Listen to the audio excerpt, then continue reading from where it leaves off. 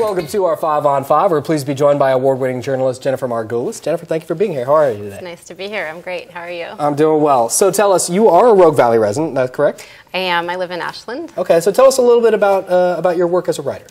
I'm a professional full-time freelance writer, and I publish in the New York Times and Wall Street Journal. I've been on the cover of Smithsonian Magazine. I do online work for the Walt Disney Internet Group, and I also, for the past 3 years, I've been writing a book. Okay, yeah, that book, I assume, is this one. It's that one. You got it. The Business of Baby. Okay, you never know. Maybe you have 2 books to plug. All right, so in this you say corporations' interests are taking precedence over mother and baby. Can you give us a few examples of that? Yeah, when I first started working on this book, I had no idea to the extent that corporations have actually been influencing how we make choices. And I'll give you an example from a few days ago. I have a friend who's pregnant, and she goes to the doctor, and she says she gets 5 minutes in the doctor's office, and literally the doctor's opening the door to usher her out of the room before she's finished with her questions. And every parent, I think, in America, every pregnant woman has felt that way. Why are we being so rushed to the doctor? When you go to the pediatrician, why do you wait for an hour? And then you're seen in the average American pediatrician spends 18.3 minutes with their patient. And you have to understand medical economics to understand what's going on. So that's a case where the doctors have to schedule as many people as they can. The more people that they see, the more money that they make.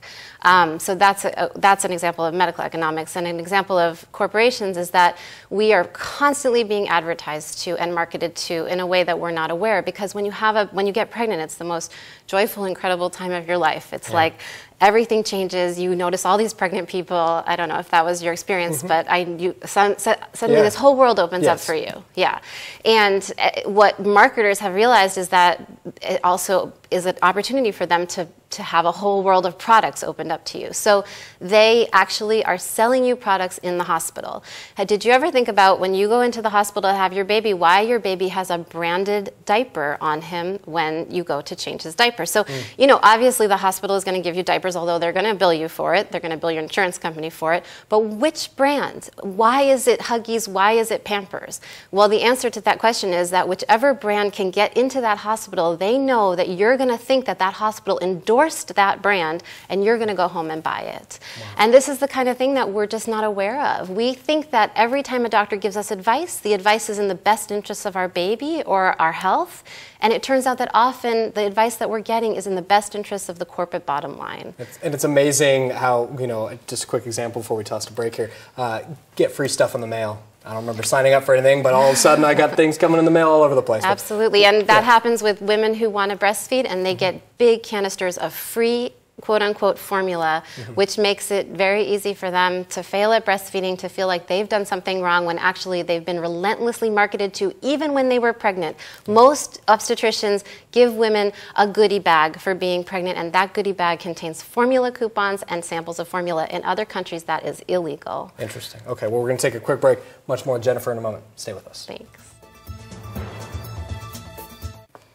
Welcome back to our 5 on 5. We're here with author Jennifer Margulis, author of The Business of Baby. So I want to ask you, Jennifer, why, despite all the U.S.'s technological advances, why do we rank so poorly in maternal and infant mortality rates? I really appreciate that question because people don't realize that the United States has the highest maternal mortality rate of any industrialized country, and we have among the highest infant mortality rates. And this is a huge issue and a huge problem. And what doctors will say is it's because women aren't healthy. They'll say that they have obesity, that they're coming into pregnancy obese. We know that a quarter of women come into pregnancy overweight or obese, and they'll say that they developed gestational diabetes.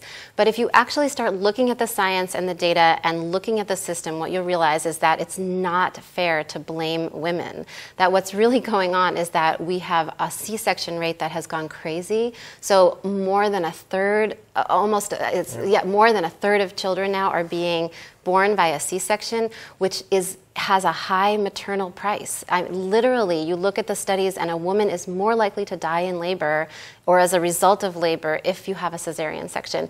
And the other really big problem is that we are not practicing proactive medicine. That's what I call it in my book. That's what doctors have said to me, doctors who have a different philosophy. So we need to educate women about nutrition.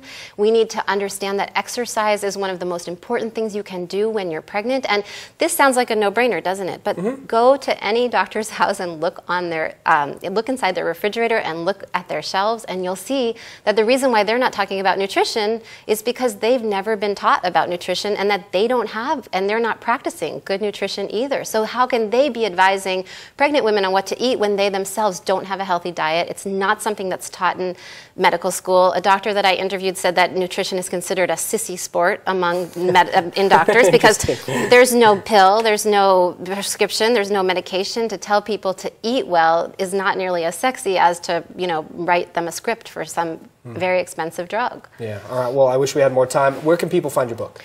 You can go to Facebook and search The Business of Baby, and you'll find the community page there. It's available through Amazon.com, and it's available at the local bookstore and anywhere that books are sold. Very nice. Jennifer, great to see you. Thank you for coming in. Thanks, Appreciate it. Craig. All right. Stay with us. We'll be right back.